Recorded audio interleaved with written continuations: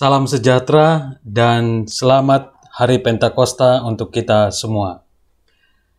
Berjumpa kembali dalam ibadah Pentakosta kedua yang kita laksanakan secara online di hari ini. Biarlah sukacita surgawi melimpah atas kita. Kita akan mendengarkan firman Tuhan. Mari kita berdoa terlebih dahulu.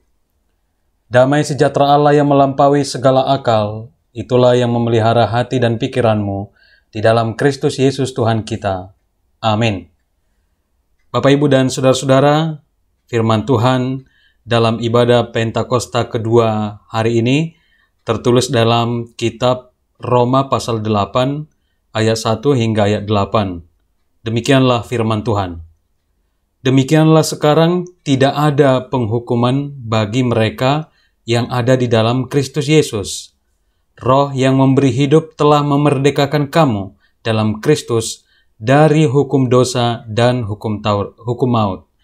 Sebab apa yang tidak mungkin dilakukan hukum Taurat karena tak berdaya oleh daging, telah dilakukan oleh Allah dengan jalan mengutus anaknya sendiri dalam daging, yang serupa dengan daging yang dikuasai dosa karena dosa.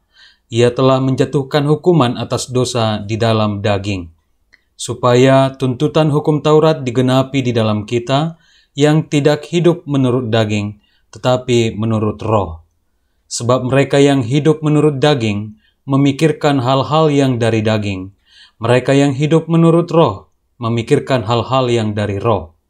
Karena keinginan daging adalah maut, tetapi keinginan roh adalah hidup dan damai sejahtera. Sebab keinginan daging adalah perseteruan terhadap Allah, karena ia tidak takluk kepada hukum Allah. Hal ini memang tidak mungkin baginya. Mereka yang hidup dalam daging tidak mungkin berkenan kepada Allah. Demikian firman Tuhan. Bapak, Ibu, dan saudara-saudara yang terkasih, apa yang kita makan akan sangat menentukan kondisi tubuh kita. Jika kita hanya memakan makanan yang enak di mulut, tetapi tidak menyehatkan, atau nutrisi dan gizinya sangat rendah, maka tubuh kita akan lemah dan mudah terserang penyakit. Sementara itu, jika kita lebih memilih makanan-makanan yang sehat, walaupun rasanya mungkin tidak enak di mulut, maka tubuh kita akan lebih sehat dan lebih kuat terhadap berbagai penyakit. Tubuh kita akan sehat dan kuat jika asupannya juga sehat. Namun tubuh kita akan sakit jika asupannya tidak sehat. Sama halnya dengan kerohanian kita. Jika roh jahat lebih banyak masuk mengisi hati kita, maka rohani kita akan rusak, rapuh, busuk, atau bahkan mungkin bisa saja mati. Sebaliknya, jika roh kebaikan lebih banyak masuk ke dalam diri kita, yaitu roh Tuhan atau Roh Kudus, maka rohani kita pun akan lebih sehat dan lebih kuat. Dan memang di dunia ini ada dua macam roh. Ada roh jahat dan ada Roh Kudus atau Roh Tuhan. Kedua roh ini sebenarnya selalu berperang satu sama lain, berusaha untuk menguasai hati manusia. Kedua roh ini berjuang untuk berusaha memenuhi hati setiap orang. Pertanyaannya, siapakah yang menjadi pemenangnya? Itu sangat bergantung kepada kita. Jika kita lebih banyak memberi makanan atau memberi kesempatan kepada roh jahat, maka roh jahatlah yang akan menguasai dan mengendalikan kita.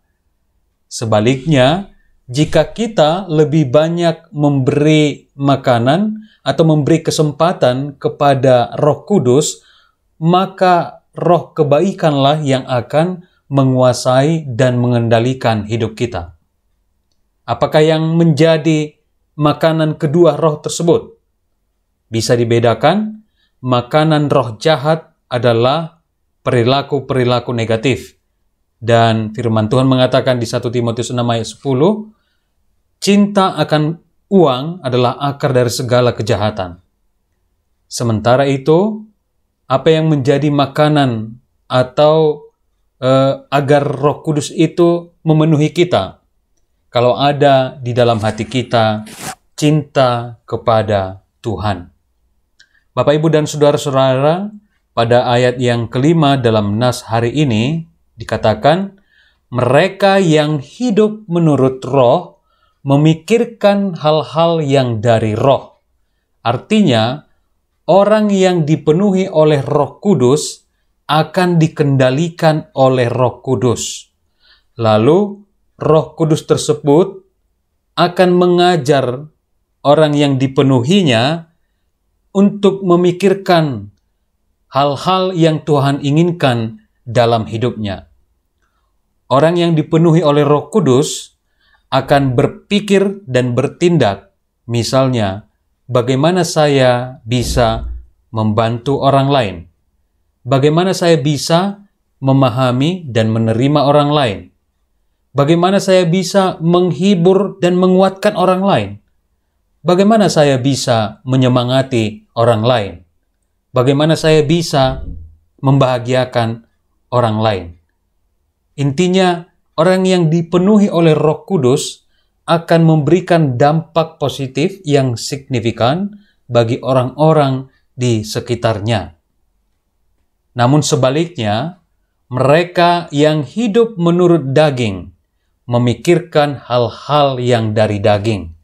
Artinya, orang-orang yang dipenuhi oleh roh dunia ini, roh kedagingan, roh yang jahat, hanya akan memikirkan bagaimana menyakiti orang lain, bagaimana menindas orang lain, bagaimana mengambil keuntungan dari orang lain, bagaimana merendahkan orang lain, menyakiti orang lain, menghancurkan orang lain, dan membuat orang lain menderita.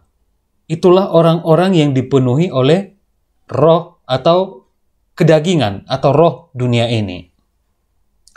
Oleh karena itu di dalam firman ini dikatakan, orang-orang yang dipenuhi oleh roh Allah akan berusaha mencari cara bagaimana menyenangkan hati Allah. Bagaimana melakukan apa yang Tuhan inginkan dalam hidupnya. Sedangkan orang-orang yang dipenuhi oleh roh dunia ini, kedagingan ini, hanya akan berpikir hal-hal atau melakukan hal-hal yang tidak sesuai dengan kehendak Allah dalam hidup ini. Bapak, Ibu, dan saudara-saudara yang terkasih, tugas kita saat ini ketika kita merayakan ibadah Pentakosta kedua ini adalah bagaimana kita memperbanyak untuk memikirkan keinginan-keinginan Roh Kudus, yaitu hal-hal yang membawa kita dan orang lain menuju kehidupan dan damai sejahtera, sebagaimana ditekankan dalam nas hari ini. Oleh karena itu, mari memperbanyak memikirkan kebaikan dalam hidup ini, agar kebaikan-kebaikan memancar dari dalam hidup kita. Orang-orang yang selalu memikirkan kebaikan akan dengan sendirinya melakukan kebaikan-kebaikan. Dan kemudian, orang-orang yang selalu memikirkan kebaikan di dalam hidup ini, saya sangat yakin bahwa Roh Kudus akan senantiasa hadir di dalam jiwanya, hadir di dalam hidupnya untuk melindungi, untuk menuntun, untuk mengajari, dan untuk memberkati hidupnya.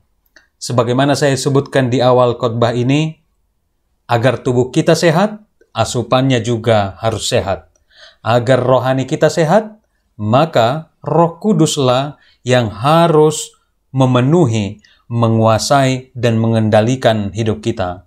Dengan demikian, orang-orang yang merayakan Pentakosta, tercurahnya Roh Kudus, hidupnya kini telah diubahkan oleh Roh Kudus sehingga ia akan selalu memikirkan kebaikan di dalam hidup ini.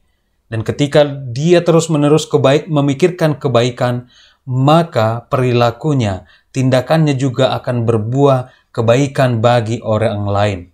Roh Kudus yang telah mengubahkan kita menjadi pribadi yang lebih baik, pribadi yang menyerupai karakter Kristus, kita ini juga kita diubahkan agar membawa perubahan ke arah yang lebih baik terhadap orang-orang di sekitar kita. Amin. Kita berdoa. Bapa kami yang di surga, terima kasih untuk anugerah-Mu. Engkau menganugerahkan kami berkat yang luar biasa.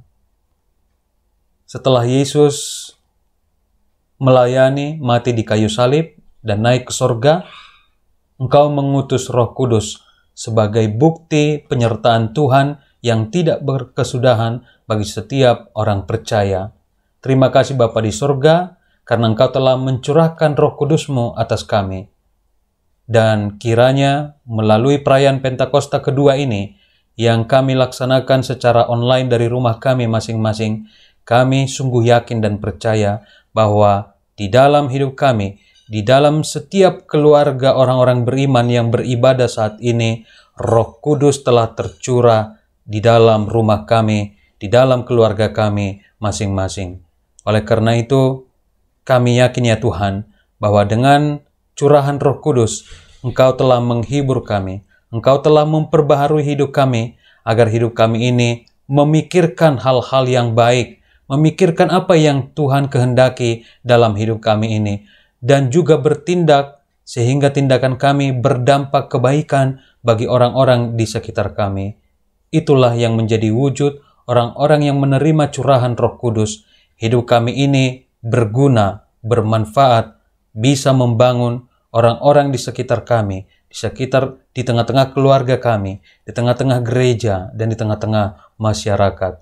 Biarlah ya Tuhan, orang lain melihat kami, bahwa Engkau telah memenuhi kami dengan kuasa Roh Kudus, sehingga hidup kami ini sungguh-sungguh membawa kehidupan, membawa damai sejahtera bagi orang-orang di dunia ini. Terpujilah Engkau atas kebaikan-Mu, di dalam nama Yesus Kristus Tuhan kami. Amin.